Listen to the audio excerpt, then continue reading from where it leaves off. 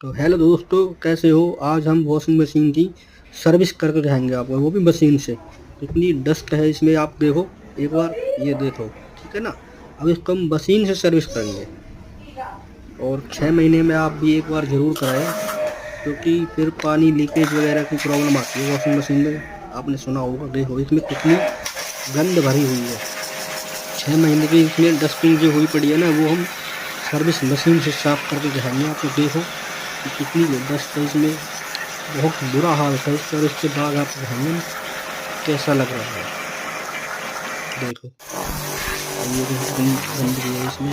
वो हमने अब ये कितना क्लीन हो गया।